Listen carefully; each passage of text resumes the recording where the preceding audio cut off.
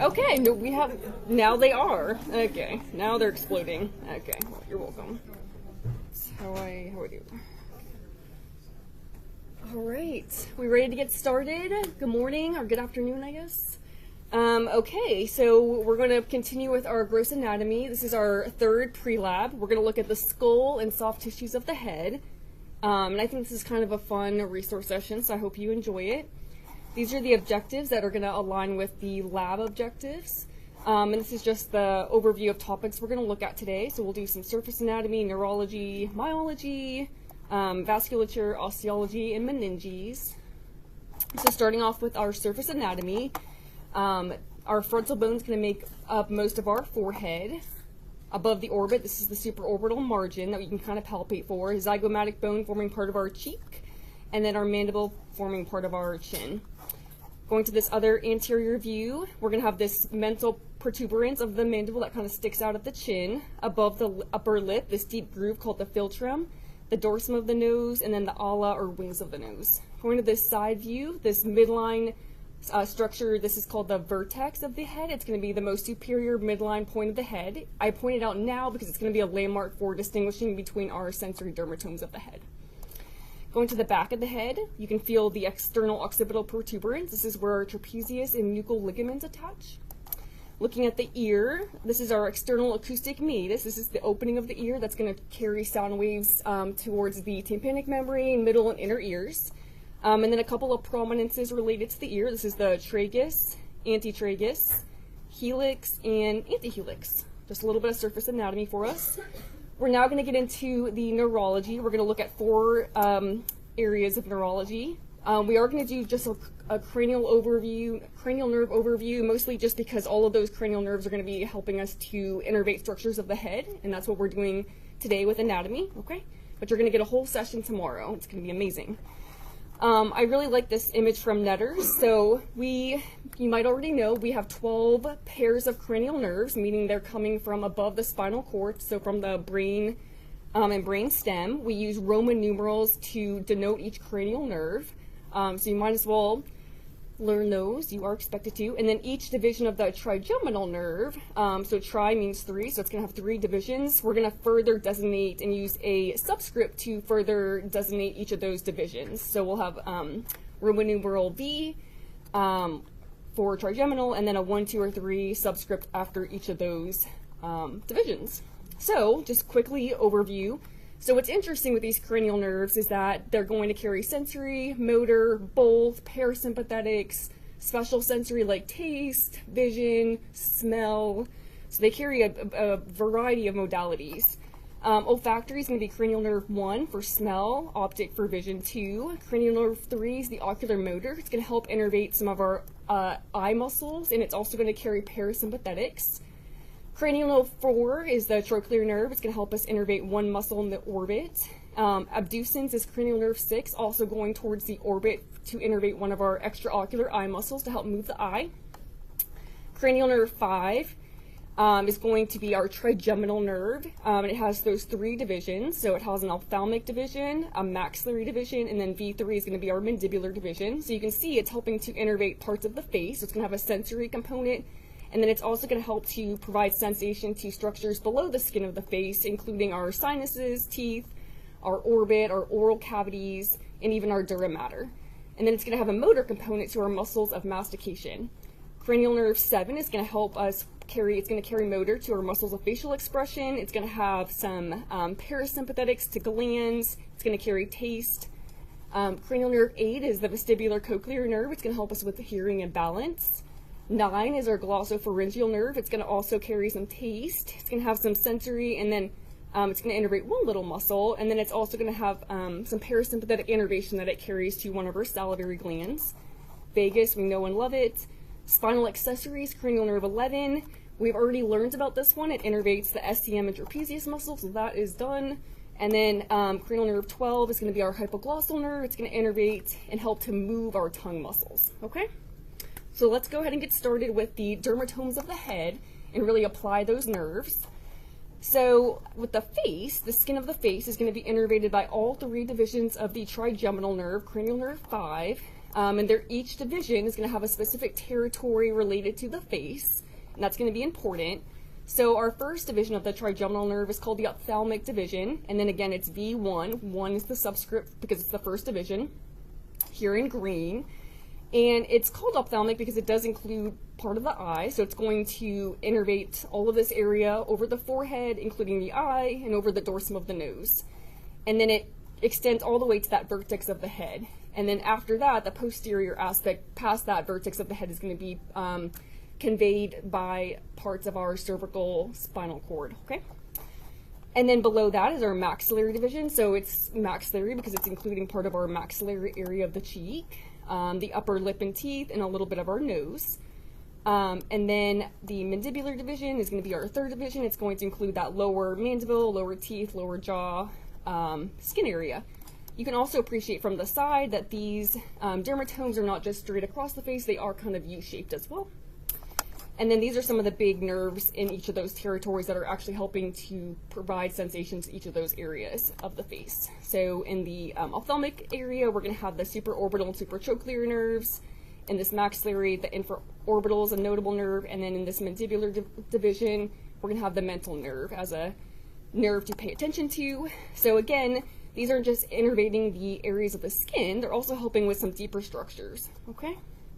Trigeminal neuralgia is just a pathology of the trigeminal nerve where you can get compression of one of those divisions or some of those divisions, and it can create a lot of debilitating pain in certain territories of the face. It's very, very severe. So then what happens to the rest of the head? Well, the posterior head's going to be through the cervical plexus or cervical spinal cord. So we already learned about the cervical plexus, the central cervical ventral rami, helping us with that posterior lateral scalp. And then we didn't really talk about, but the dorsal rami of the cervical spinal cord are going to help us with the rest of that posterior head. And then interestingly, the ear all the way through the towards the ear canal and tympanic membrane are going to also be innervated, that skin area, by V3, 7, 9, 10, and part of the cervical plexus. Okay, so we'll move to our next area of neurology, and that's going to be looking at the tongue. So we're going to look at tongue somatosensation and taste innervation. So somatosensation is pressure, pain, touch. So we're going to have those modalities on the tongue. So the tongue is going to be innervated into an anterior 2/3 and a posterior 1/3 at a structure called the foramen cecum, which is an embryological landmark and a midline depression on the adult tongue. So looking at this dorsum, top part of the tongue, this is the foramen cecum, and it's helping us to divide this anterior 2/3 and posterior 1/3. And that's due to the embryological origins that we'll talk about in ERG, but for our purposes now, we'll learn about some of the different nerves that are innervating those parts of the tongue. So the anterior 2/3 of the tongue, we're going to have taste here and somatosensation on this side. So taste is going to be conveyed by the facial nerve, cranial nerve 7, specifically the chorda tympani branch. So you do need to know that level of detail. The chorda tympani branch of the facial nerve is helping us with that taste. In contrast, somatosensation from the anterior 2/3 of the tongue, pressure, touch, pain, will be conveyed by the trigeminal nerve, specifically V3, that mandibular division, which is in that dermatome we talked about in the lower mouth. And then it's going to be conveyed by the lingual branch of the mandibular division of trigeminal. So you do need to know that level of detail. We will ask you about that, okay? The posterior third of the tongue is going to be by way of the glossopharyngeal nerve. So both taste and somatosensation are going to be conveyed by that cranial nerve. And then the epiglottis is that cartilaginous structure behind the tongue. It's going to also have some taste and somatosensation conveyed through the vagus nerve, okay? Now we're going to continue with autonomics. This will be our last part of this neurology that we're going to talk about. So we are going to have sympathetics and parasympathetics to the head. If you remember, this autonomics are sympathetic and parasympathetic nervous systems are two neuron systems. They are a special type of motor. These sympathetics, we also call those the thoracolumbar part of the autonomic nervous system, owing to its preganglionic neuron cell body location in the thoracic and lumbar areas of the spinal cord. So looking at the sympathetics, what we're going to see is that the first neuron, preganglionic cell body, is going to start in the intermediolateral cell column of the thoracic and lumbar regions of the spinal cord. Those axons are going to leave the spinal cord and then synapse on a sympathetic chain ganglia, specifically the superior cervical ganglion that we learned about in the neck lab for innervation of the head structures. Okay? Any questions? Okay, perfect. And then in contrast, our parasympathetics, also 2 neurons are involved in this pathway as well, are also referred to as the craniosacral division of the autonomic nervous system, owing to the origins of their preganglionic neurons in the brain stem and sacral regions of the spinal cord. So we're not going to focus on the sacral region, but we are going to focus on the cranial nerves involved with parasympathetics to the head. So the cranial portion, the brain stem, the cranial nerves that are carrying parasympathetics, we've got 4 of them. It's going to be cranial nerve 3, 7, 9, and 10. And we're not going to focus on 10 because it's not going to have much parasympathetic innervation when it comes to the head. That's really going to be through 3, 7, and 9. So we're just going to sort of ignore it for now. But the location of the preganglionic neuron cell bodies are going to be in the brainstem, and then the postganglionic neuron cell bodies, that second neuron, is going to be located in a ganglia.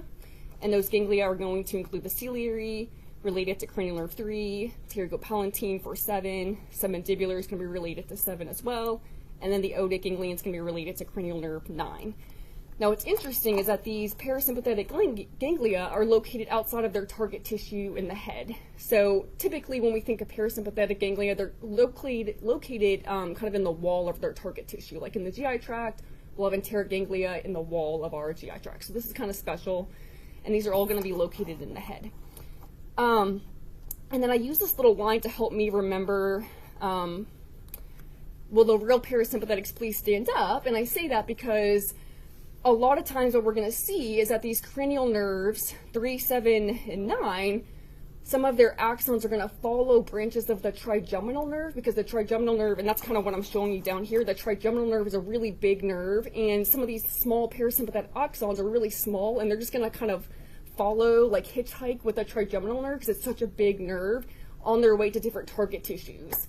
But it doesn't mean that the trigeminal nerve is parasympathetic, it just means that they're kind of joining together, riding next to each other to get to their area. But again, parasympathetic nerves are only 3, 7, and 9 in the head. Trigeminal is not. So if I ask you, is trigeminal nerve carrying parasympathetics, we're going to say no. What about trochlear nerve? No. What about abducens nerve? Okay, good. So I think we get the idea. So overview, the autonomic innervation of the head is going to help us innervate our intraocular eye muscles, glands, and blood vessels. So we're going to look at the autonomics to the intraocular eye muscles, and basically these are just going to be really small, smooth muscles in the eye or really close to the eye that we're never going to see, but they're under autonomic innervation. So up here in blue I have the parasympathetics, and down here I've got the sympathetic innervation. So I also made these little pathways for us too, so those are just things that I made. But the pathway to some of these eye muscles for parasympathetics, it's going to be through the ocular motor nerve, so cranial nerve 3 is helping us with this. And what we're going to do is we're going to start off in the brainstem, specifically with the Edinger-Westphal nucleus. And so nucleus is referring to the cell body, so the cell body of the neuron is called the nucleus in the brainstem, and then it's ganglia outside of the brainstem. So that's just one piece of information. So we start off with the Edinger-Westphal nucleus in the brainstem, and then we have these preganglionic axons here dotted for you that I made through the ocular motor nerve, number 3, and then it's going to synapse on the ciliary ganglia inside the orbit, and then we have these postganglionic axons that are innervating these 2 muscles. Okay? So the ciliary muscle is going to help us with accommodation, which all that means is it's going to help us to focus or adjust our focus when we look at something close up and then look at something far away. So it helps us to adjust and accommodate. And then the sphincter pupillary muscle is going to help us with pupil constriction. So this is the sphincter pupillary muscle. So when it contracts, it's going to constrict the pupil. In contrast, we have the sympathetics. So the pathway is exactly what we've already talked about. So if we start off with the first ganglion, the cell body is going to be originating in the anteromedial lateral cell column of the thoracic and lumbar regions of the spinal cord. The preganglionic axons are emerging. They're going to synapse on the superior cervical ganglion, and then postganglionic axons are then going to innervate these 2 muscles. So the dilator pupillae muscle It's going to help us with dilating, allowing more light in. So if we're in a sympathetic state, we want more light so we can see if we're running from something. And then the other muscle is the superior tarsal muscle, which is actually, I know this isn't a great image of it, but all it's doing is inserting into the eyelid and helping us to raise the eyelid, okay? And it actually attaches to this another muscle that helps us with elevating the eyelid that we'll talk about later, called the levator palpebrae superioris, but that one's under voluntary control. This one is under involuntary control. So in summary, you'll have two muscles that we'll talk about, and I'll ask you again to see if you're tracking, you're following me. But anyway, so those are our two muscles innervated by sympathetics related to the eye, and then you should be able to put that together with Horner syndrome. So what are the three characteristics of Horner syndrome?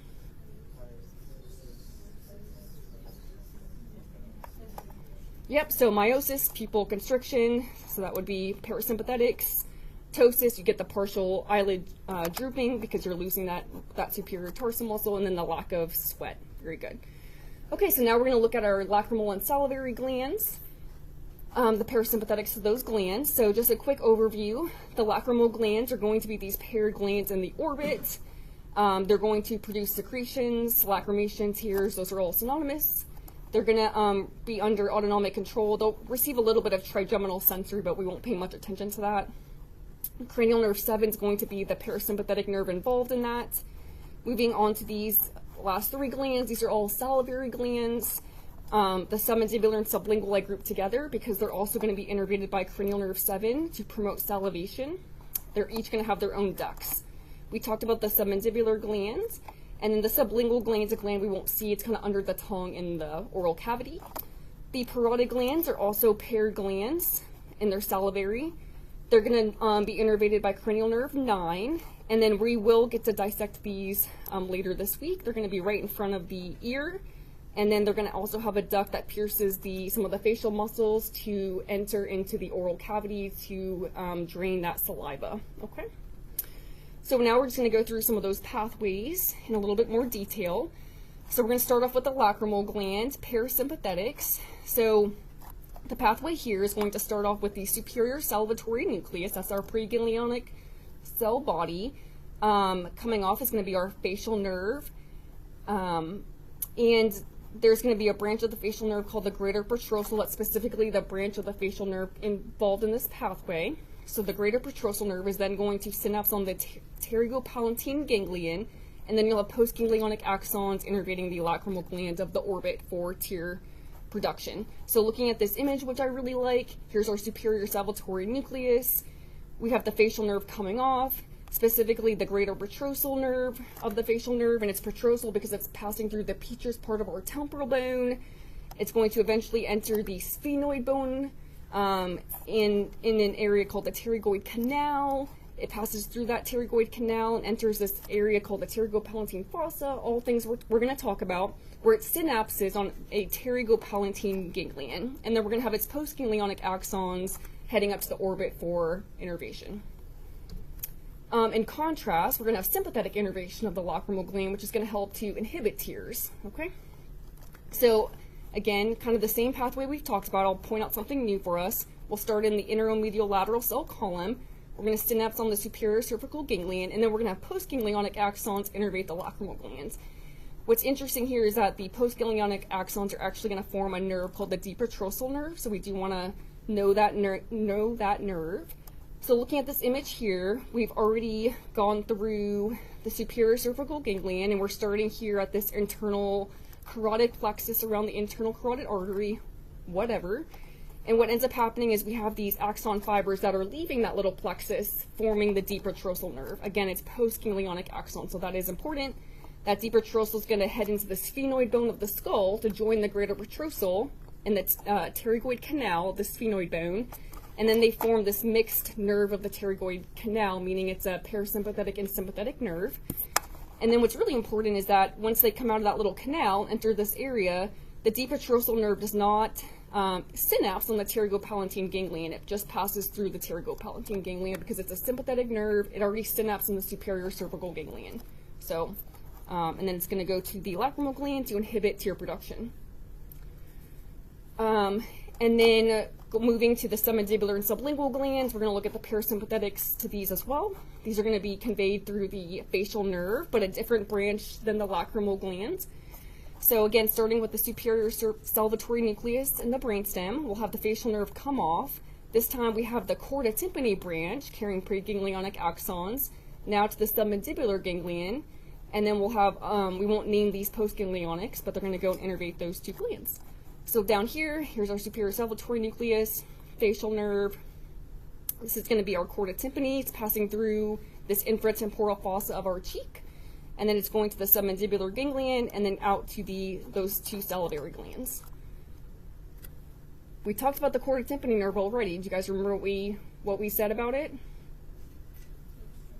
Excellent, from the anterior 2/3 of the tongue. So if you go back to this tongue somatosensation slide, we already talked about the chorda tympani nerve. So you can see that here, it's carrying taste from the anterior 2/3 of the tongue all the way back. Okay, so you should know that. So very good job.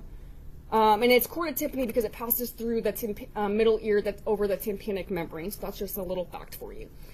And then lastly, our glossopharyngeal nerve, cranial nerve 9. Again, also parasympathetics, now to the parotid gland, also a salivary gland. Here, we're going to start off with the inferior salivatory nucleus of the brainstem. We're going to have the glossopharyngeal nerve being associated with it. Specifically, the branch is going to be the lesser petrosal nerve, so we're going to have the lesser petrosal nerve of the glossopharyngeal nerve as the preganglionic nerve. It's going to then synapse on a ganglion called the otic ganglion, and then we'll have postganglionic axons go innervate the parotid gland. So looking at this image, here's our inferior salivatory nucleus. It's coming off as the glossopharyngeal nerve. Glossopharyngeal nerve is traveling through the middle ear, forms a little plexus. This is just extra information. And then this is important. Off of that little plexus in the middle ear is the formation of this preganglionic nerve called the lesser petrosal.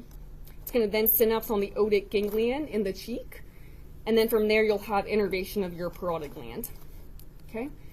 One thing, I just wanted to help you guys out a little bit. So, kiddoki.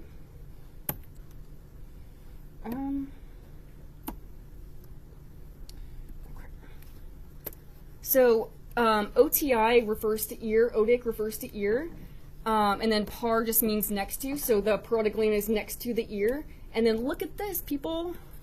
Otic has OTI, so ear. So if that helps you, because a lot of times students get all these little ganglia mixed up, so if that helps you, you've got otic and then parotid sharing those same root words, okay? This is just a summary of everything that was already said. Any questions? So those are important. Students usually don't believe me that they're important, and then we start asking questions and talking about it, and then they start to believe me. So please, there are a lot of slides on it. It's because it matters.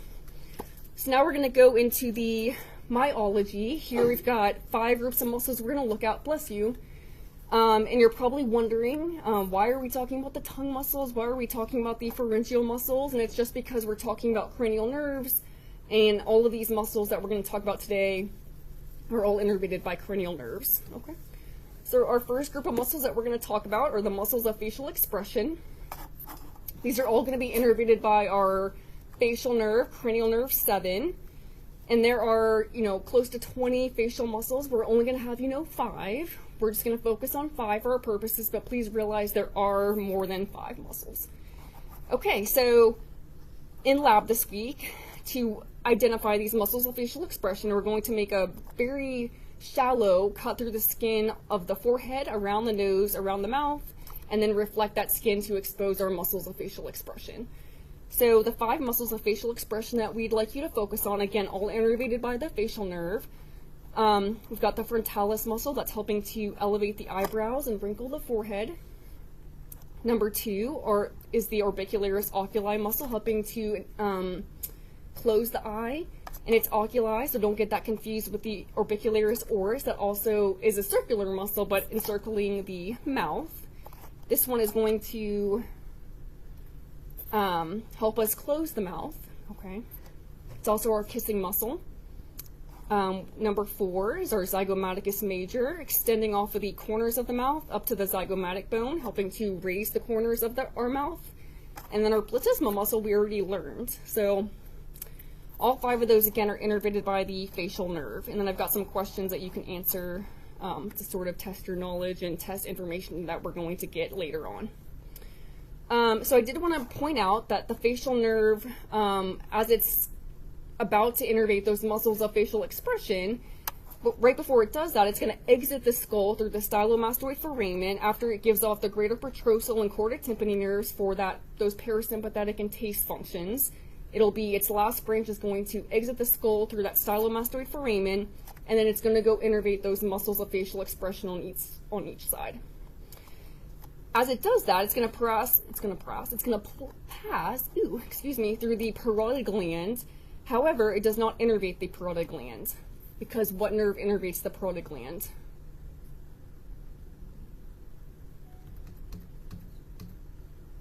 Glossopharyngeal. That's okay. So the glossopharyngeal nerve is going to innervate the parotid gland, so the facial nerve just passes through it. Which, sometimes parotid gland has to be resected or removed if it gets little tumors, in which case the facial nerve is at risk of damage. There are several named branches of the facial nerve as it enters the face. You're not responsible for knowing those. I just put this for your reference, and sometimes if you put your hand on the side of your face, it's about the location of each of those 5 branches. But again, you don't have to memorize those branches, and we won't have you identify. It's just for your reference. Bell's palsy, or facial nerve palsy, is a sudden loss of motor control to the muscles of facial expression on the one ipsilateral side. So it's a lower motor neuron lesion of cranial nerve 7. This is where you get the entire ipsilateral half of the face innervated by the lesion's damaged, compressed facial nerve affected. And so a patient's going to present with half of that whole ipsilateral face being drooping. So you're going to have the inability to kind of close the eyelid also on one side. So I do want you to compare this to an upper motor neuron lesion of 7 because it will be different. So you should be able to compare what this looks like compared to an upper motor neuron lesion of cranial nerve 7. It'll be a little different. I have this slide to help you out with some of these branches of the facial nerve because they are really important. So I like this slide. We can see each of the branches of the facial nerve. We have that greater petrosal heading to the pterygopalatine ganglion, to the orbit for tear production. And then the chordae tympani branch going to the tongue for taste, and also these salivary glands for parasympathetic innervation. And then also you have this motor branch, the muscles of facial expression as well. So I kind of like that. What I want you guys to also be able to do is think about what would happen if we had a lesion at each of those different spots. So we're going to try that. See what happens. Nah. Sorry about that, people. Okay, I'm trying my best here. Okay, so what if we had a lesion here, or you could say at the internal acoustic meatus. So this is the cranial bolt. This is where the brain, brainstem, cerebellum are going to be sitting, and then the cranial nerves are going to come off and kind of leave this area. And for cranial nerve 7, it's going to pass through this internal acoustic meatus of the petrous part of the temporal bone, then give off all of its branches in this area. So if we had a lesion there, or a lesion here, what are some things that we would be losing?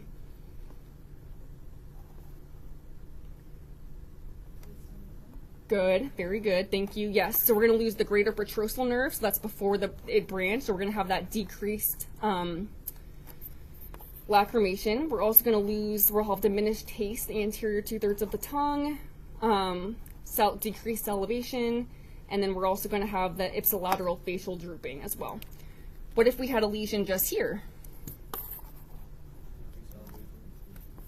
Good. So we're going to have decreased salivation, decreased taste from the anterior 2/3 of the tongue, but lacrimal gland's going to be fine, and then the facial muscles are going to be okay too.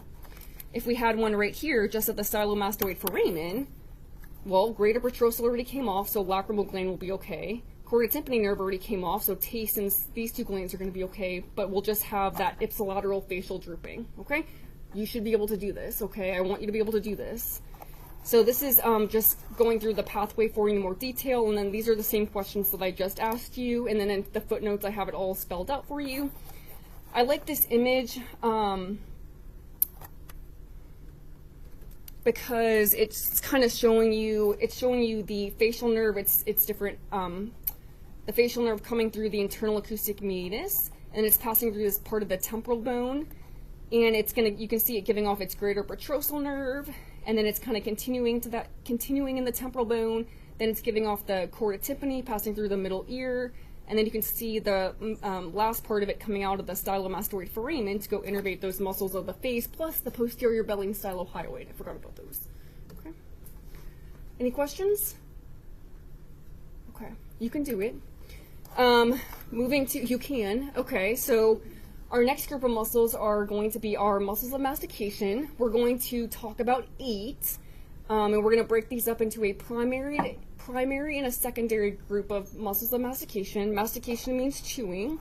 These are all 8 of these muscles that I'm going to talk to you about are all going to be innervated by the 3rd division of the trigeminal nerve. So V for trigeminal, that's cranial nerve 5, and then 3 is going to be the 3rd part of the trigeminal nerve.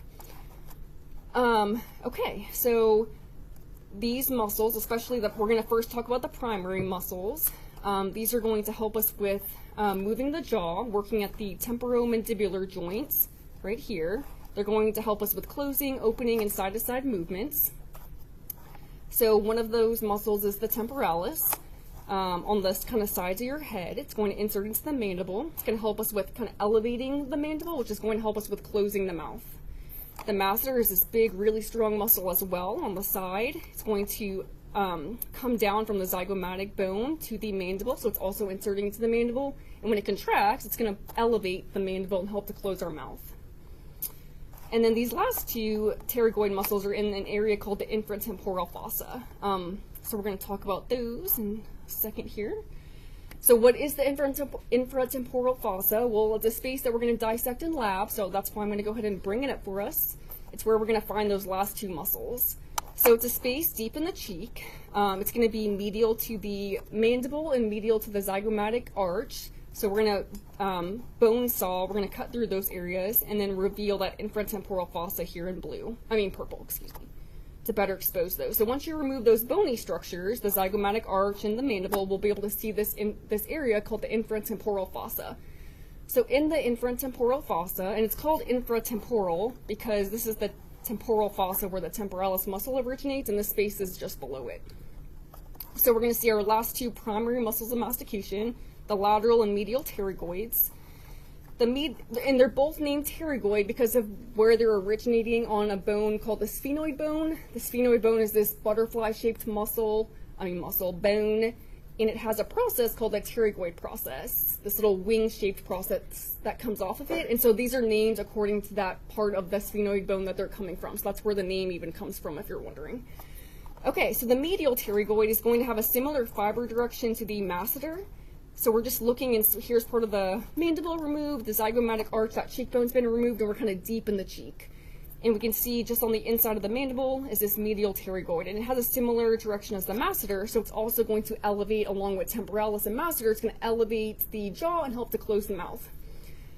The lateral pterygoid is different. It's going to be the only one that helps to open. It's going to depress the mandible, and that's owing to its more oblique fiber direction. It's inserting onto the temporomandibular joint, onto that TMJ capsule, and so when it contracts, it kind of pulls down the jaw and helps to slightly open.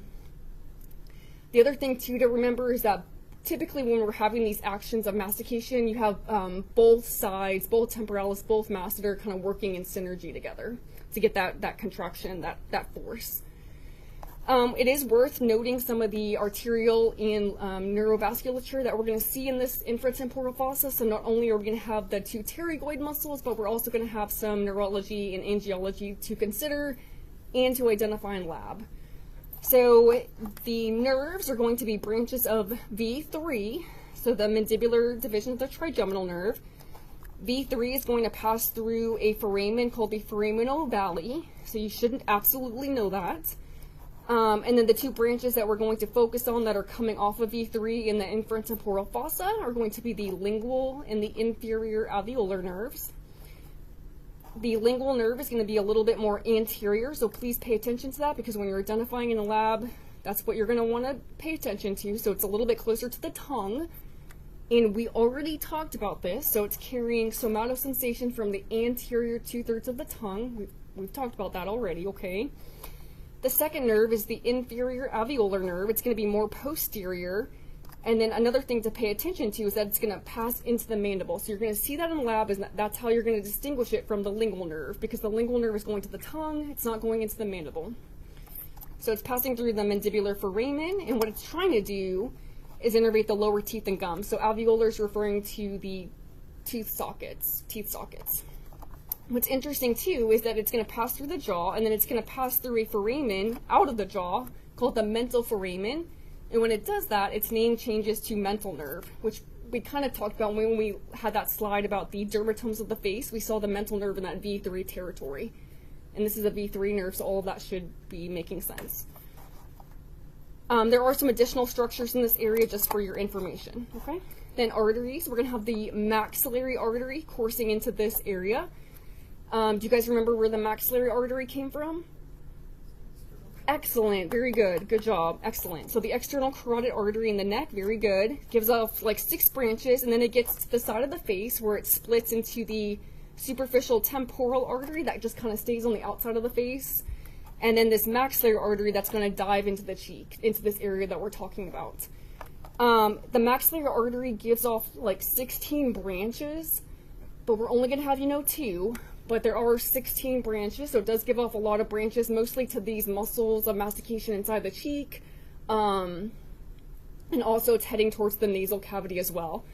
But the 2 that we'd like you to focus on are the inferior alveolar artery, which is pretty easy. It's just going to pass through the mandibular foramen with that mandibular inferior alveolar nerve. So that's really nice, they go together. The other one, so we're going to see that artery. The second artery is the middle meningeal artery. This one we're not going to see because you really have to dissect away those muscles, the pterygoid muscles, to see it. It's really deep in there, but we can definitely ask you questions about it. But the middle meningeal artery is interesting because it's going to branch off of the maxillary artery, and it's going to leave this little area in the cheek by passing through a foramen called the foramen spinosum. And when it does that, it's going to pass on the other side. It's going to be inside the cranial bolt. And we'll talk about that shortly, so we'll just leave it at that for now. This is just a summary of flow diagrams that I made. I think everything that I just did on the previous slide, but if you like these better, if you don't, you can just hit delete, pass and go. This is a little bit more detailed than you need to know at this point in time, but I like to include this bit of information in case it helps with boards. So I'm just going to talk about it. I hope if you're interested. If you're not, that's okay. But this is called the pterygopalatine fossa. It's a small space medial to that inferotemporal fossa, so we just keep going into the face. But it's posterior to the nasal and oral cavities. And it's named just because of the 2 bones that it's in between. So it's in between the sphenoid bone and the palatine bones. But it's a space helping to communicate structures between the nasal cavity and that inferotemporal cavity that we just talked about. Just some things to pay attention to that are in here, especially for boards. I don't think it hurts. The pterygopalatine ganglion is going to be in here that we talked about with lacrimal innervation. Branches of V2 are going to be found here, and then the maxillary artery is going to continue into this area to get to like the nasal cavity. We're going to have branches of V2 that are going to exit this area, helping to supply the hard and soft palates. So that hard and soft palates, the part of the V2 territory. If you remember upper lip, upper teeth, that was V2 territory. This is just reiterating that same point. And those are just called the greater and lesser palatine nerves. We're never going to see those, but I just want to help you guys out for boards. And then again, we're going to have that pterygoid canal we talked about earlier. It enters this space to get to that pterygopalatine ganglion. So I just wanted to put a couple of small imaginary areas in place for you guys here. But here, this is that inferotemporal fossa, sorry, right here. And then this is that pterygopalatine fossa. So it's just a really deep, small area, just for your information. Okay, continuing to our secondary muscles of mastication. So we've got the next 4. Again, these are all going to still be innervated by V3, so I've tried to color code things for you to make your life a little easier. These, I remembered them with the mnemonic MAT, so the first letter of each of those 4 muscles spells out MAT, and that helps me remember. But yeah, so they're going to be the mylohyoid and anterior belly of the digastric, which we already learned about, so that's 2 done. The other two are the tensor vili palantini and tensor tympani muscles, which we'll never see. These are really small muscles. The tensor vili palantini is going to be a really small muscle in the pharynx, kind of above the soft palate. That's going to help to tense the soft palate during swallowing, okay? During chewing and swallowing. And then the last one, the tensor tympani muscle. This one's going to be a small muscle close to the middle ear cavity. So it's going to be located along the auditory tube. And then it's going to connect to one of our little middle ear bones, the malleus. And all it does is try to kind of dampen noise so that when you're chewing, it's not too loud. So it just helps with that acoustic accommodation. So these are just secondary muscles of mastication that are aiding in the process. And again, they're all innervated by V3, so we kind of group them together for those purposes. Okay. Any questions? So our next group, we're going to have our pharyngeal muscles. These are all going to be innervated by 10 with by the vagus nerve, with just 2 exceptions. So I'm sure you have a lot of questions, so I'm going to try to answer those, get ahead of you a little bit. First, we're not going to dissect the pharyngeal muscles, so you're probably thinking, well, what do I need to know? Well, what I'd like you to know is that be able to identify each of these muscles as a pharyngeal muscle, number 1, and number 2, know their innervation. If you can do those 2 things, be pretty happy, okay? That's it. So just recognize the muscle as a muscle of the pharynx, and then know its innervation, which is mostly vagus with 2 exceptions. Okay, if you can do that, we'll be really happy. Yes.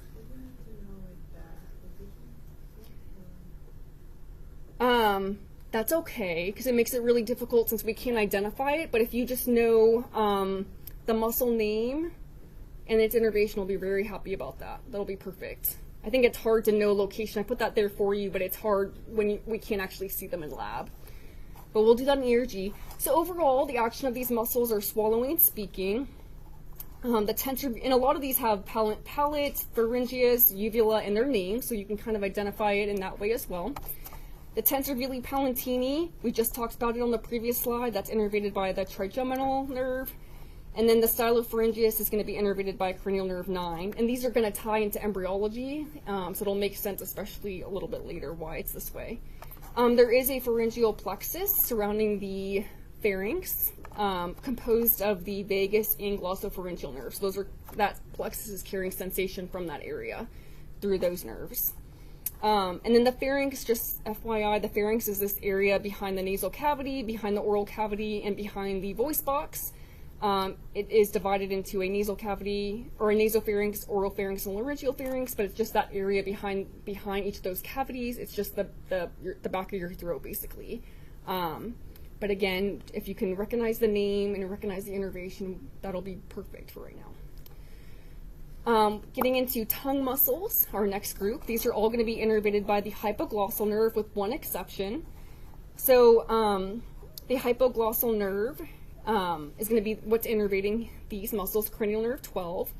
We're going to have intrinsic muscles that are really, really small within the tongue, and then extrinsic muscles, which are the ones in this table, that are all going to end in glossus, which helps. Glossus refers to tongue, so that helps make our lives a little bit easier. Again, we're not going to see these in the lab either, but I'd like you to recognize the name, recognize the function, and recognize the innervation, okay? So one of them is the styloglossus, originating from the styloid process. It's going to help to retract the tongue. The genioglossus is going to, this kind of fan-shaped muscle is going to help to protrude the tongue, retract the tongue. This is the muscle that we're testing when we ask your patient to protrude their tongue when we're testing cranial nerve 12.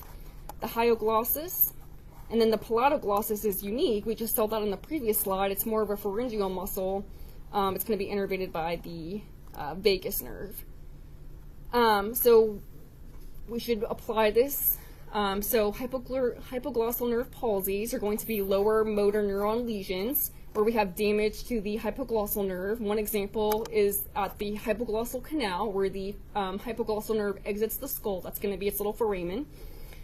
And what we're going to see is that the symptom that we're going to see in our patient is that when you ask your patient to protrude their tongue, stick their tongue out, the tongue is going to deviate towards the side of the lesion. And again, we're testing the genioglossus muscle. And so what's happening is that the two genioglossus muscles under normal conditions, you're going to have two of them forming our tongue. When you're trying to protract the tongue, they're sort of balancing each other out. They're pushing against each other to keep your tongue in the midline so your tongue doesn't deviate towards one side or the other. So when one's knocked out, the other one takes over and kind of pushes away from midline. So when your tongue deviates, for example, when your tongue deviates to the right, your tongue will deviate to the right when the right hypoglossal nerve is compromised because it's not able to, it's weak, not being innervated, not able to push back against the left one. Okay.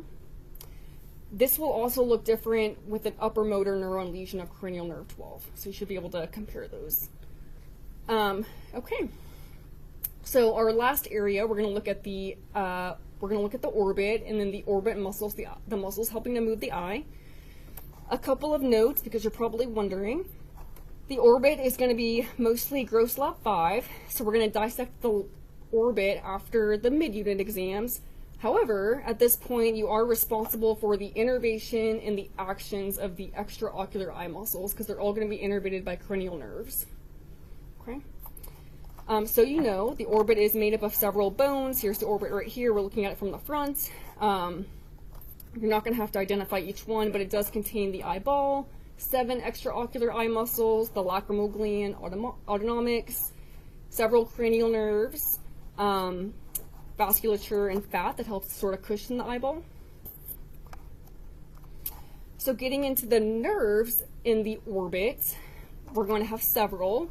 So we'll have the optic nerves, cranial nerves 2. These are going to enter the orbit through the optic canal with the ophthalmic artery. And we're also going to have cranial nerves 3, 4, 6, helping us to, in V1, passing through the superior orbital fissure. Cranial nerves 3, 4, and 6 are going to innervate the extraocular eye muscles so that we can move our eyeball. V1, that first division of trigeminal, is only sensory, and what we're going to see is that when it comes in, it gives off a branch called the frontal nerve that passes over a muscle called the levator palpebrae superioris, and then it's going to bifurcate in the orbit into a supratrochlear and a supraorbital nerve, which are going to exit the eyeball or the orbit. Hopefully we remember this from the very beginning, and then provide sensation to the eyelid, forehead, all the way up to the vertex. So we saw those at the very beginning of the resource session. So we're just now kind of seeing their origin. And then we'll have autonomics as well. Okay, so we're going to look at the extraocular eye muscles. So these are voluntary muscles. Again, these are going to be innervated by cranial nerves 3, 4, and 6. We're going to have 7 of them. So the first one I'll mention is and I have these color-coded by innervation in this chart for you guys. So the first one is the levator palpebrae superioris. So this one is going to be extending from the back of the orbit all the way to the eyelid. So this one doesn't actually move the eyeball itself, it's actually helping to elevate the eyelid. Do you guys remember another muscle that we talked about earlier that helped to elevate the eyelid?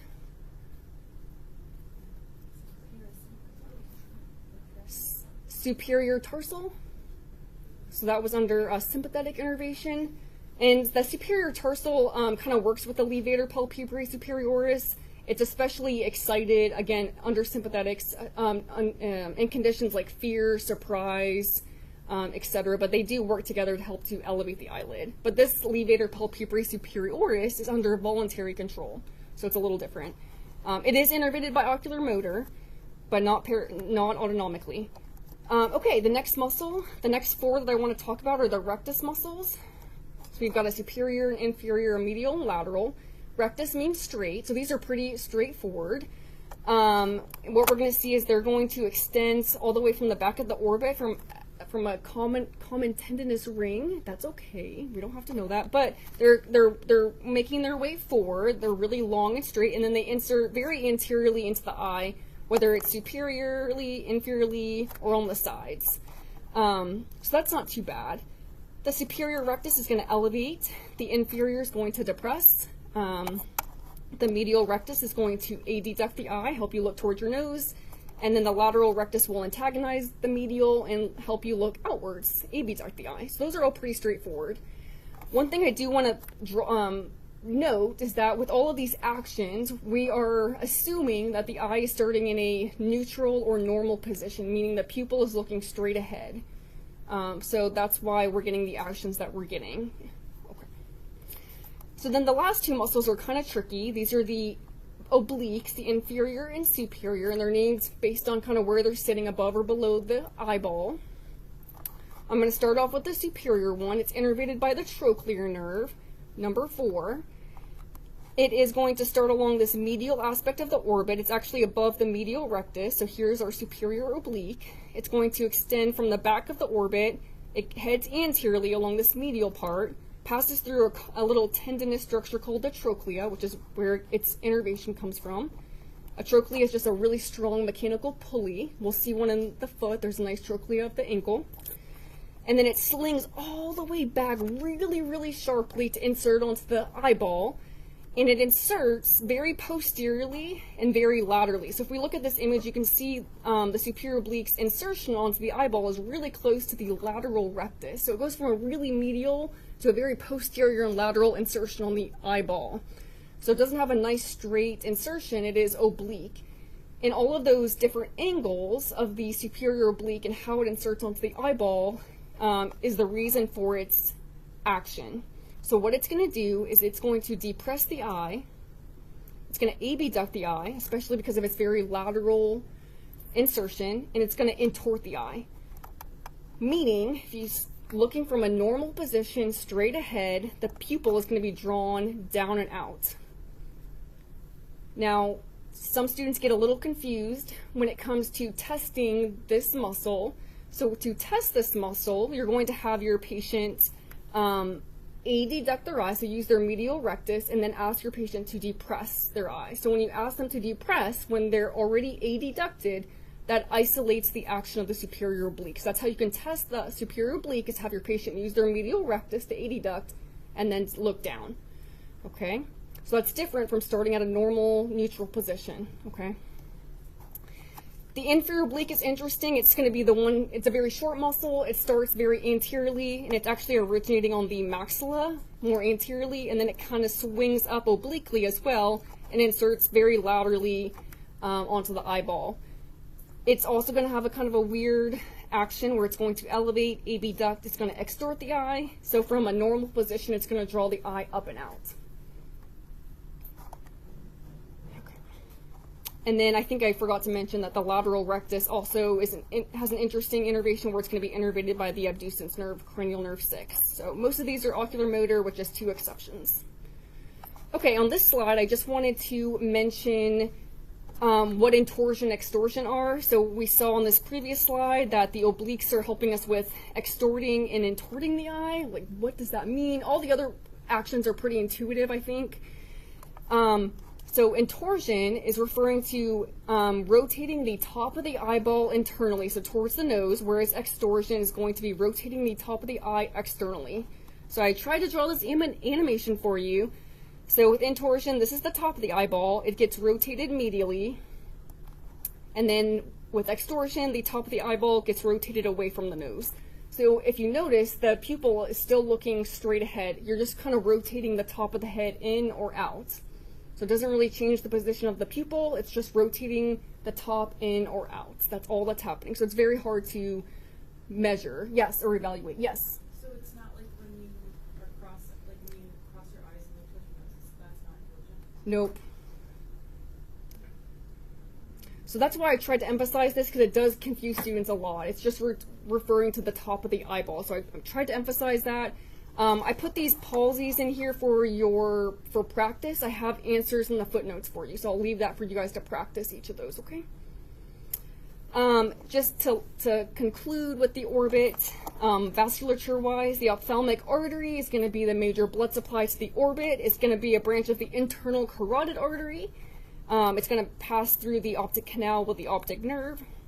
It's going to give off the central retinal artery. The ophthalmic vein is going to be and it does branch into several branches, but it's going to be the veins draining the orbit. Importantly, it does form connections with veins on the face and veins in the cranial bowl, so we'll talk about those soon. Continuing, just wanted to bring up some important angiology related to the head. So we'll talk about the internal carotids and vertebral arteries really briefly. So recall, got the common carotid, branching into the external, which gave off several branches, and then the internal, which doesn't give off any branches in the neck.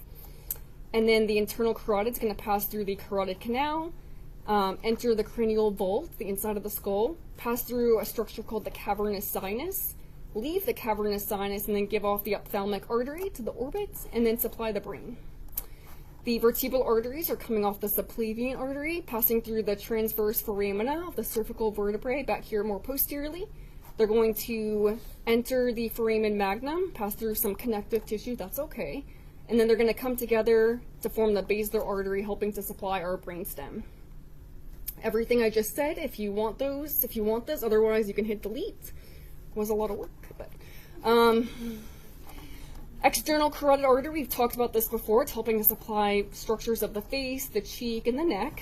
So we know that it's starting off. It's going to give off all of its branches, the superior thyroid artery, facial, lingual, ascending pharyngeal, occipital and posterior auricular, superficial temporal, and maxillary will dive into the cheek.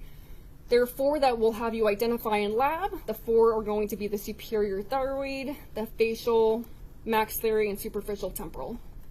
And what's interesting too with the facial arteries, as it passes along the face or along the mandible, you can kind of palpate you can feel its pulse as it enters the face.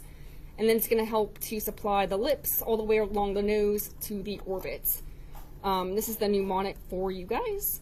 The venous drainage. All I wanted to show you here was not to have you memorize all the veins on this page. I just wanted to emphasize that the internal jugular vein is a big vein of the neck and in the big recipient of the venous drainage of the face and the neck. So what you'll see is a lot of these veins, like the facial vein, are all going to ultimately drain into the internal jugular. Some of these deep veins are also even in the neck, are helping or entering into the internal jugular vein, which is then going to meet up with the subclavian vein to form our brachiocephalic vein. So I just wanted to emphasize that. I also wanted to draw your attention to the fact that the internal jugular vein is going to start at the base of the skull at the jugular foramen. It's going to be receiving not only the drainage of the face, the deep cheek, the neck, but it's also going to be receiving the drainage of the brain. So stay tuned for that in a couple of slides. Lastly, I wanted to talk about some important anastomoses venous-wise. So there's a danger triangle on the face. And again, these are going to be dangerous anastomoses related to the venous structures because they serve as opportunities for infections to spread from the face or the throat, which is the pharynx, to a structure in the cranial vault called the cavernous sinus. So how is this happening? Well, one way it's happening is through the facial vein. So the facial vein's running with the artery onto the face. It's going to run along the nose all the way to the orbit, and then it connects to these ophthalmic veins in the orbit, and then back to this venous structure called the cavernous sinus inside our skull. And we'll talk about how the cavernous sinus is a really important structure later on, where it has a lot of cranial nerves passing through it, and it also has an enormous amount of connections to other structures, so it can be a hub for spreading infections as well. So if you have like a little infection on your face in that territory of the facial vein, it can travel from the face to the orbit to that cavernous sinus. Also, we have this pterygoid venous plexus in the throat that also has connections to the cavernous sinus as well. So a throat infection could also spread up to the inside of your skull to that cavernous sinus. This is the only Slido for today. I don't know if you guys want to do that really quick. This is the only one, and then we'll get into the last half of our lecture, which should take about 33 minutes. Hopefully. I'm hoping 30. Okay, so this is Frank's SAQ number 3. What do we think, guys? Your patient has seriously traumatized the surface of their tongue by sticking it to a metal light post during a very cold day. You take this opportunity to explain that pain is carried from the anterior 2/3 of the tongue via which cranial nerve?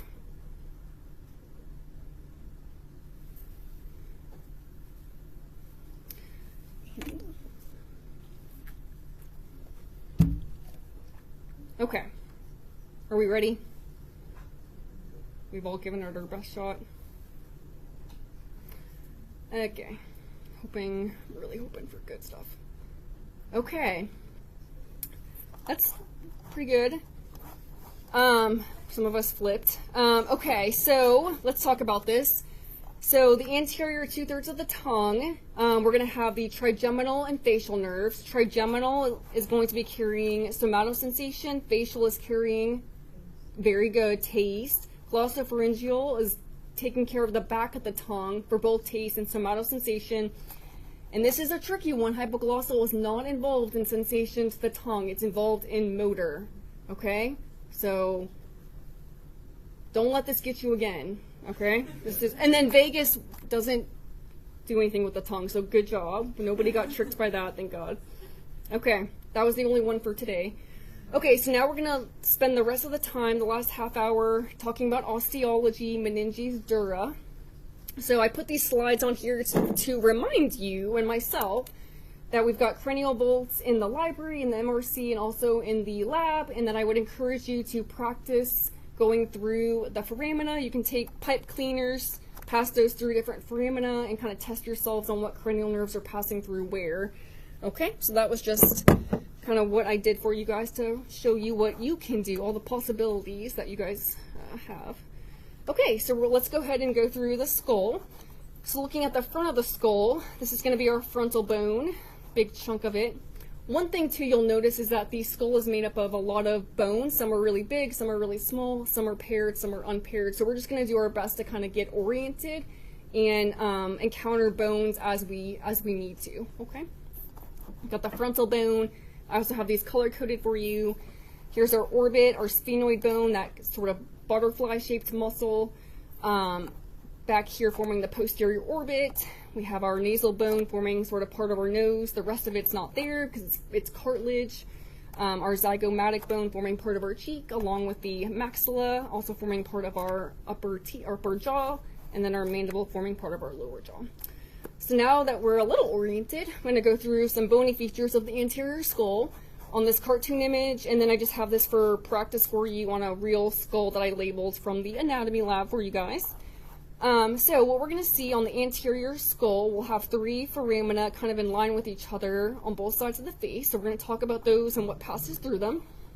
So starting from the top, we have the supraorbital notch or foramen along this superior part of the orbit.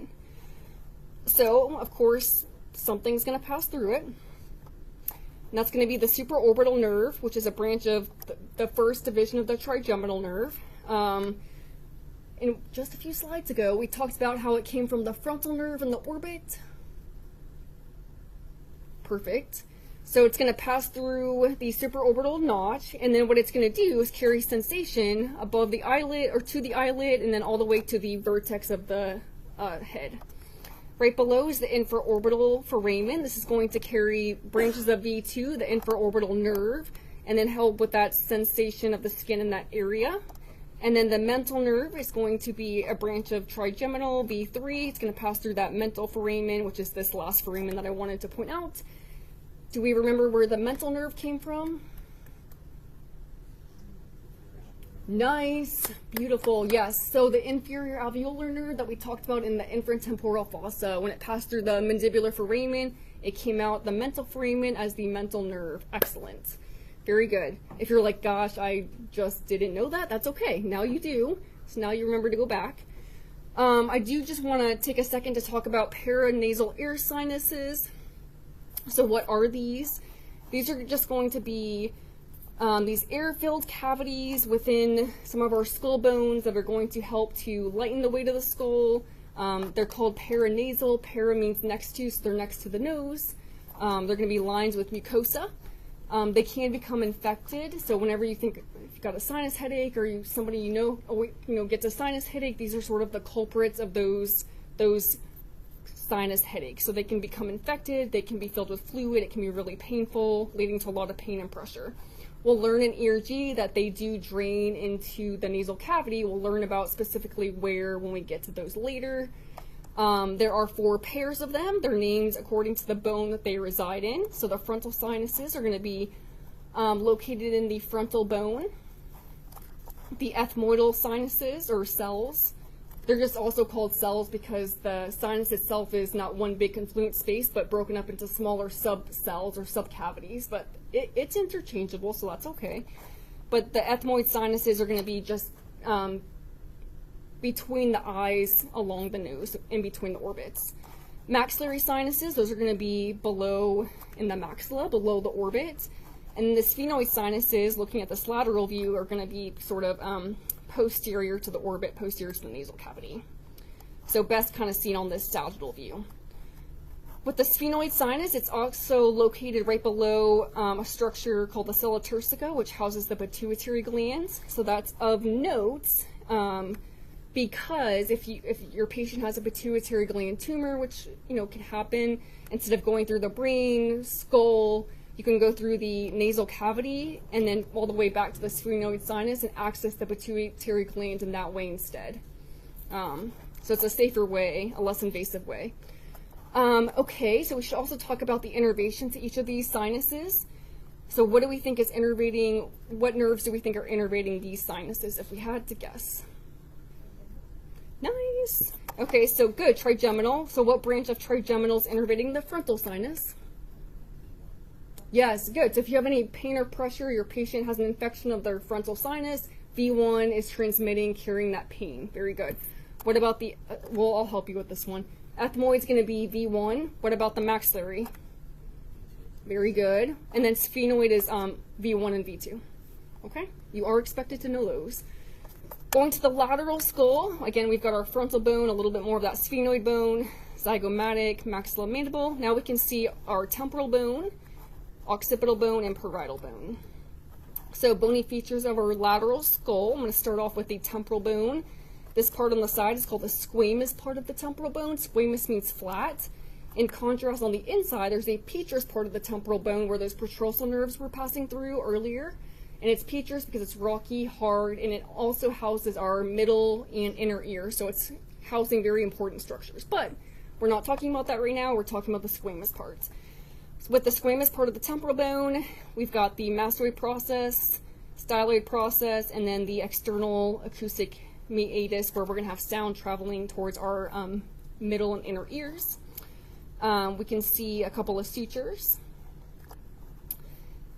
Also, with that squamous part of the temporal bone, we'll have a little part of what's forming our zygomatic arch. So we're going to have the zygomatic process articulating with the temporal process of the zygomatic bone. It doesn't matter.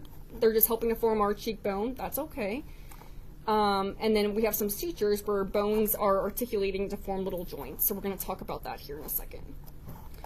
So one of those joints that I wanted to talk about is the pterion. So the pterion is a suture, a joint formed by several of our skull bones, 4 to be exact, our frontal, parietal, temporal, and sphenoid. Because of that, it's on both sides. Because of that, because you have 4 bones coming together, it's a very weak and vulnerable spot to injury. And on top of that, the middle meningeal artery that we talked about earlier passes on the internal surface of the pterion. So a blow to the side of the head that injures the pterion can damage the middle meningeal artery and lead to an epidural hematoma. Because that middle meningeal artery is going to be in a space called the epidural space, so it's going to be above the dura, between the dura mater and the skull. We'll talk about that. So I didn't include these in your slides because I didn't want you to have these, but this is a dissection from our students last year. When they were doing the craniotomy, they accidentally kind of left the dura mater on the brain, whereas typically we want the dura mater and skull to be removed in one piece, but it was kind of an accidental, it worked out. Because, well, it's really nice, what we can see is, and I included this, so here's our dura mater, and this is what do you think this is? Yes, of course. This is the middle meningeal artery, so you can see how beautiful it is, and it's right where that pterion would be. So, when it comes up here, it's supplying the dura, and it's also supplying the skull as well. So you can see it also leaves impressions or grooves on the skull cap, which is really nice. So it's, really beautiful. I wanted you guys to see that. The mandible, we're going to talk about a couple of features of the mandible. The mandible is going to articulate with the temporal bone to form our TMJ joint. This is a diarthrosis joint or synovial joint. So it's going to be freely movable. A couple of other things to point out. We're going to have our condylar process, specifically forming that TMJ joint. This is the coronoid process. The mandibular foramen, where our inferior alveolar artery and nerve are passing through. Right next to a little prominence called the lingula. I'll just stop there, that's good. Moving to the posterior skull, we're going to see our parietal bone, occipital bone, sagittal suture between the parietal bones. This is the lambdoid suture between the parietal and occipital bones, and then this is a structure, an area called the lambda, which is just going to be where the sagittal and lambdoid sutures kind of came together. You can see our temporal bone, specifically the mastoid process.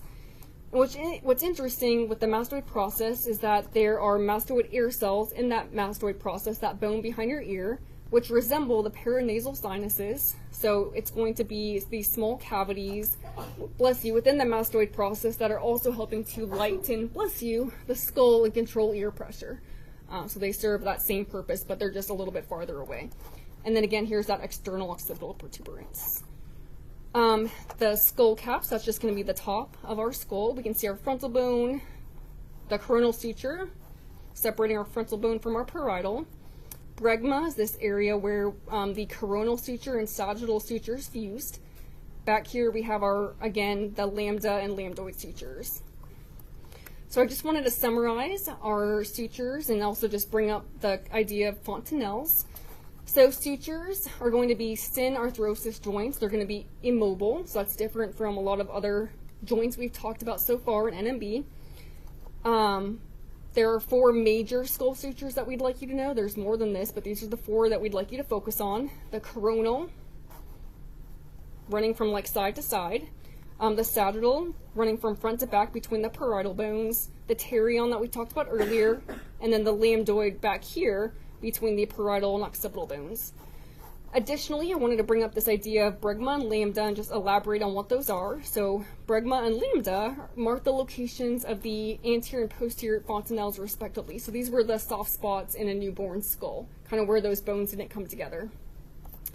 So here you can see this is a newborn skull. You can see bregma being where those frontal bones and parietal bones, the coronal and sagittal sutures haven't come together, and then again posteriorly where the parietal bones and occipital bone, so the lambdoid suture and sagittal sutures haven't come together. And then yes, I included this image also for you guys because I didn't want you to have it, but this is the skull of the 28-week-old male fetus that was donated to us, but you can kind of nicely see where the bones haven't come together. These are the parietal bones and the frontal bones. We have that little opening right here, and then another little opening back here where the occipital and parietal bones haven't come together. So those typically will fuse. The posterior one will close by like 6 months after birth, and then the anterior about 1.5 years after birth. And that's really important because it does help with vaginal delivery and also development of the brain. That's why they take longer to close. All we're doing here is looking at the inside of the skull cap. So we're going to have a lot of different grooves and impressions for different vasculature, both arterial and for some of our venous structures that we're going to talk a little bit about.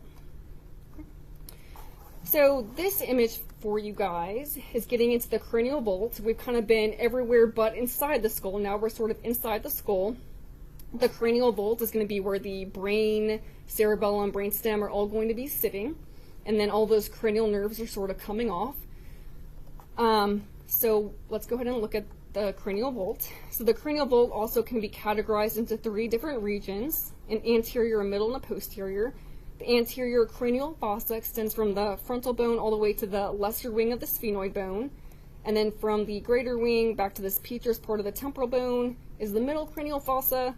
And then back to the occipital bone is going to be our posterior cranial fossa. So that's just how we can further organize and characterize the cranial vault.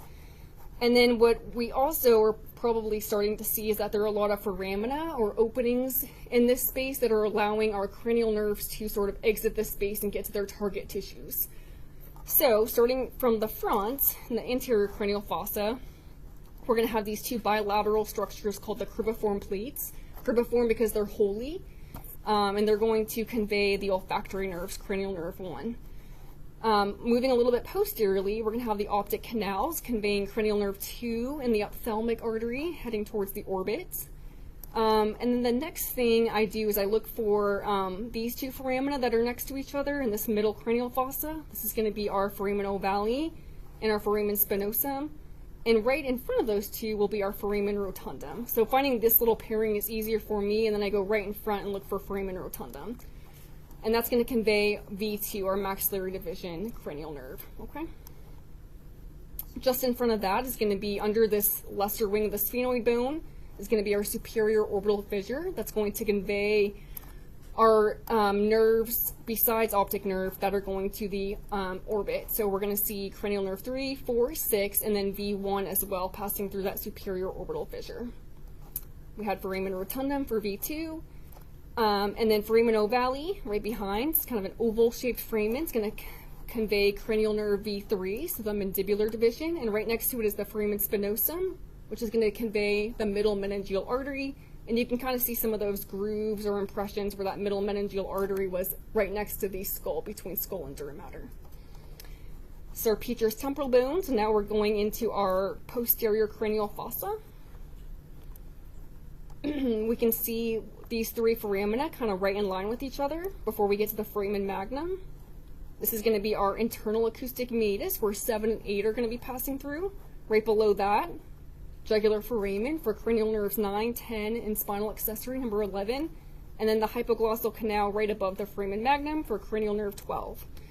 So I would really encourage you to grab one of these skulls and go through each of those foramina, identify the foramina, what nerves pass through, what artery passes through, and then what would happen if you had damage. So if you had damage to the internal acoustic meatus, you're going to lose all parts of the facial nerve, plus you're going to lose part of cranial nerve 8, balance and hearing. Okay, so go through each of those and the different presentations you would expect.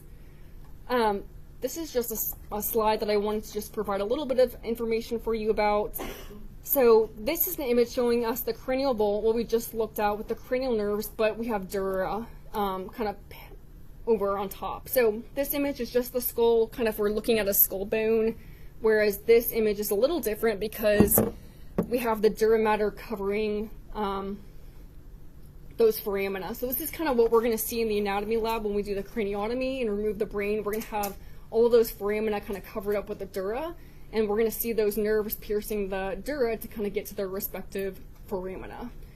So that's just one thing, like a distinction to kind of pay attention to between here and here.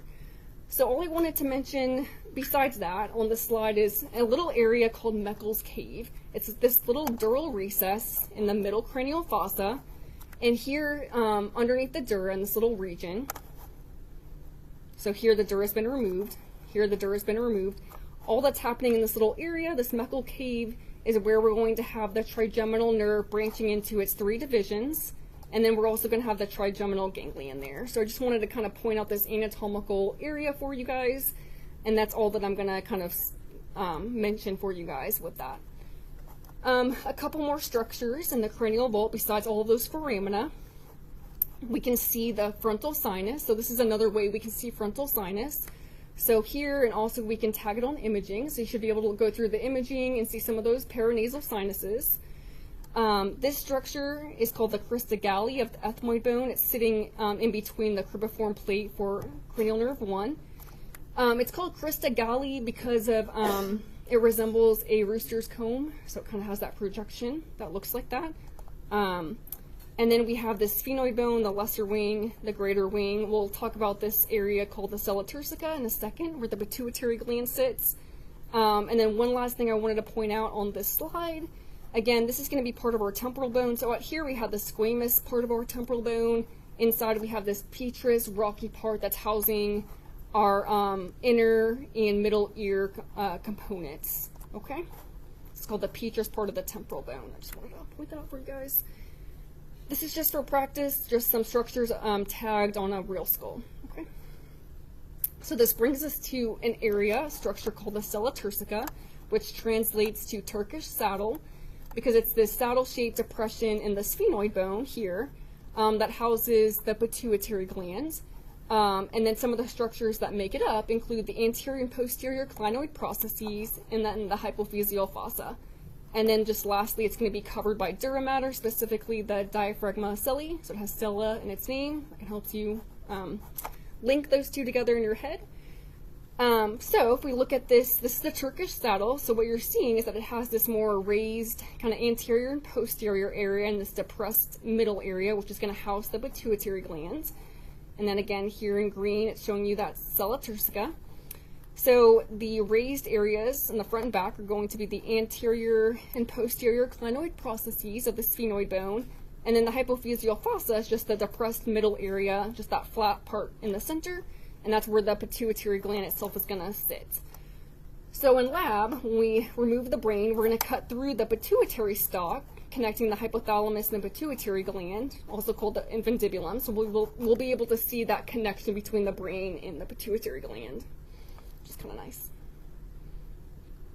And then again, this image also emphasizes that sitting right below that green sella turcica is the sphenoid sinus, so just emphasizes that relationship for you guys one more time. So the base of the skull is just going to be the underside of the skull. So if we look at the bottom of the skull, just a couple of things that we haven't seen that I do want to point out. One is the palate. So this is going to be our hard palate. It's going to be formed anteriorly by our maxilla, and then a little bit more posteriorly by the palatine bone. And then there are a couple of foramina that transmit nerves in that V2 territory. So that's kind of what you're seeing right here and right here. That's okay. And then just moving posteriorly, I also wanted to point out the carotid canal. So we can see this little canal where the internal carotid artery passes through that canal to get inside the skull. And then lastly, the stylomastoid foramen. I wanted to point that out to you guys as well. And how I find it is I look for the styloid process. That's really point sharp stylus process. And then the more blunt mastoid process. And in between those is going to be where the stylomastoid foramen is, which transmits those motor axons of the facial nerve to innervate the ipsilateral muscles of facial expression. This is just a simplified version of what we just saw, so if you like it, cool. If you don't, hit delete. That's okay. Okay, and we're going to conclude today's really long resource session looking at the meninges, dural reflections, and dural venous sinuses, okay? So to get to those areas, we need to start off with, to get inside, we're going to start off with the scalp. So there's a mnemonic to remember the layers of the scalp, and that's scalp or scalp. So that's kind of nice. So starting superficially, the layers of the scalp, and we're going to take this off when we get to the craniotomy later this week. Skin, we're going to have this connective tissue that's dense, an aponeurosis, a loose connective tissue, and then the pericranium, okay? Okay, so once we get past the scalp layers and the skull, now we get into our meninges and related spaces. So the meninges, those protective coverings around the brain, are going to follow the same nomenclature and pattern that we saw surrounding the spinal cord. So we're going to have an outer dura mater, arachnoid mater, and then the P is going to be directly on the brain. There are some related spaces surrounding these meninges that we need to also talk about as well, so let's go ahead and do that. So beyond the scalp and calvaria, those spaces and meningeal layers from superficial to deep are going to first include the epidural space. This is where that middle meningeal artery is going to be found that came off the maxillary artery that ran along the pterion. So it's in that epidural space. Underneath that, we're going to have the dura mater, so that makes sense. Epi is above, so then we have our dura mater. And what's interesting here is that the dura mater is going to be split in certain areas into two layers. So that's not something we've seen yet. So if we go to this image here, we've just taken a little section out of this area. We have the skull, and then it's showing us this is our dura mater. And then what we're going to see is in that certain areas, we're going to have the dura mater split. So if we look here, we've got the dura mater, and then all of a sudden it kind of splits, and it splits into two layers, an outer periosteal layer that kind of follows the skull bone, and then it also will split into an inner layer, a meningeal layer that's going to follow the meninges, follow the arachnoid mater. So what that does is it gives us two things. When we get that splitting of the dura mater, it gives way to two structures. One, these dural venous sinuses, these big venous channels that we're seeing here in blue, which are not the same as the paranasal sinuses. These are big veins that are helping to drain the brain. And then these dural reflections. So we've got this structure being formed where we're getting this reflection of the meningeal layer of the dura mater onto itself. And then this venous channel called a dural venous sinus that's going to help drain the brain. So beyond that, beyond the dura mater, we have the subdural space.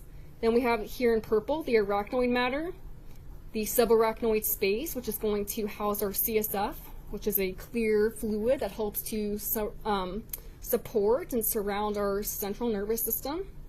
And then our pia mater directly on the brain. One thing I'd also like to point out when it comes to the arachnoid maters, we're going to have these special features of the arachnoid mater called the arachnoid granulations. And that's actually what we're seeing right here. So in certain areas, we're going to have the arachnoid mater protruding into these dural venous sinuses, and sometimes all the way up to the calvaria. It'll touch the calvaria. So we have arachnoid mater, and then whoop, we have this protrusion, and then back to its singular layer. So why do we care about these? Well, these are going to be these one-way valves that are going to be responsible for filtering CSF out of our subarachnoid space and then draining it into our dural venous sinus, which is ultimately going to help drain not only our brain, but our CSF and kind of get it back to circulation. So that's really important because we want to get toxic waste out of our CSF. We also want to make sure that we don't have too much CSF within our brain and surrounding our subarachnoid space as well. So we want to be able to manage the amount of fluid and also manage any toxic waste in that area as well. Any questions? We might be able to, sometimes we can see these arachnoid granulations because of how much they push up into the dura. So sometimes when we take the brain out, we've got the dura, we can see a little bit of those little poof balls on the top of the brain. And then I included this picture just for your reference if you're wondering where is CSF coming from. So CSF, you're going to learn, is going to be produced within these spaces called ventricles inside the brain. And then that CSF is going to leave the inside of the brain. It's going to pass through little foramina, and then when it does that, it enters the subarachnoid space, and then it's going to leave the subarachnoid space through those arachnoid granulations and then pass into the dural venous sinuses. So if you wanted to like put everything together in a big picture, that's kind of what I was trying to do for us. Okay, so now we're going to talk a little bit about a couple of anomalies related to those spaces. So firstly, and we sort of alluded to this earlier, we can have extradural or epidural hematomas. So these are going to be bleeds that are occurring between the outer dura mater and inner part of the skull. So that's what you're seeing here. This is an epidural hematoma. A couple of features to pay attention. This is really important. These are going to be lens shape or biconvex in appearance. So you can see that they're kind of biconvex in appearance. Again, you can kind of see on this image that they're biconvex if you're looking at the bleed itself. And then additionally, it's going to produce a concave impression on the brain. So if you're looking at just the brain, it's going to produce this concave impression on the brain. This is typically a result of a middle meningeal artery rupture at the pterion. Another thing too is that in contrast to a subdural hematoma, these bleeds are not going to expand as much because they're going to be limited by the suture. So the dura mater is going to be tightly adhered to the skull at the skull sutures, and so that's going to limit the bleed in between the sutures, so it won't expand as much as what we're going to see on the next slide, which is a subdural hematoma. So a subdural hematoma is exactly what you would expect it to be. It's going to be a bleed occurring deep to the dura mater. These are typically as a result of these small little cortical veins that are kind of bridging into the dural venous sinuses. Typically from like a head injury, a car accident can rupture those small little veins. And what this is going to lead to is a bleed that is concave or crescent shaped in appearance. And it expands more than an epidural hematoma because it's underneath the dura mater, so it's not limited by the sutures of the skull. So here's our subdural hematoma. Another thing too is if it gets big enough, it can cause some of our brain structures to be shifted. So what it's showing you here are these, there are some spaces in the brain, the lateral ventricles that are supposed to be in midline, and those have shifted as a consequence of that bleed kind of taking up more space than it's supposed to be. Okay, and then lastly, we'll look at these dural reflections and sinuses. So these dural reflections are going to be folds of dura mater, where the dura mater, specifically the meningeal layer, kind of folds on itself. And it's important because it serves as a partition between structures, and they also are going to contain our dural venous sinuses, the venous channels that are helping us to drain our brain and also drain CSF. So again, if we look at this image before, here is our skull. We have the dura mater, and then it splits into a meningeal layer, and then this outer periosteal layer in purple. And you can see here that this meningeal layer is folding into part of the brain. It's kind of folding on itself, and then it comes back up and fuses with that periosteal layer again. And when it does that, it's forming again that dural venous sinus, and then this, which is going to be a dural reflection. There are 4 major dural reflections. This is the first one. This is called the falx cerebrae. And falx meaning it's sickle shaped. It's going to run from the crista galli anteriorly in the sagittal plane all the way back to the internal occipital protuberance. It's falx meaning it's sickle shaped, and it's going to contain, you can already see shaded in blue, some of our dural venous sinuses. That's the falx cerebrae. That's number 1. Number 2 is the tentorium cerebelli. This one's running perpendicular. It's running in an axial plane. It's attaching to the sella turcica area all the way back to the occipital bone. And this one's interesting. It's named exactly what you would expect. It's named tentorium cerebelli because it's helping to separate. Above is going to be the occipital and temporal bones are going to sit on top of the tentorium cerebelli, and then underneath is going to be the cerebellum. So it helps to sort of support and relieve any pressure that might be placed on the cerebellum. So that's called the tentorium cerebelli. It's like a nice little tent over the cerebellum. This opening in the tentorium cerebelli is called the tentorial notch. That's going to be the opening for the brainstem. That's number 2. Number 3 is the falx cerebelli. It's not pictured on here, but it's going to be similar to the falx cerebrae, but just sitting in this lower part of the cranial vault, helping to separate these cerebellar hemispheres. And then the last one is the diaphragma celli, helping to cover the cavernous helping to cover the sella turcica. So we mentioned that a little bit earlier. This is the diaphragma celli. It's covering the sella turcica and pituitary gland. This is just a summary for you guys. And then lastly, the dural venous sinuses. So these dural venous sinuses are going to be venous structures that lie between those 2 layers of the dura mater. These are going to be responsible for the venous drainage of the brain and for the CSF. They're going to be valveless, and ultimately they're all draining into the internal jugular vein at the jugular foramen. Some are going to be paired, some are going to be unpaired. And it's really important that you follow the flow and that you know the flow of these channels. Okay, so that's very important. I have that for you on this next slide, but we'll go ahead and just go through it together. So starting off with the superior sagittal sinus, and the arrows are kind of pointing for you the direction of flow. Okay, so those are helping us with the flow of this venous blood. So the superior sagittal sinus is running front to back. It's running in the falx cerebrae. It's running all the way back to the structure in the posterior cranial vault called the confluence of sinuses. It's confluence because it's going to be this pooling of blood. Running below it, also in the falx cerebrae, is the inferior sagittal sinus. It's running back here. It's going to meet up with a vein called the great cerebral vein. That's okay. But the idea is that when it meets up with that vein, it then forms another dural sinus called the straight sinus. The straight sinus then meets up with the superior sagittal at the confluence of sinuses.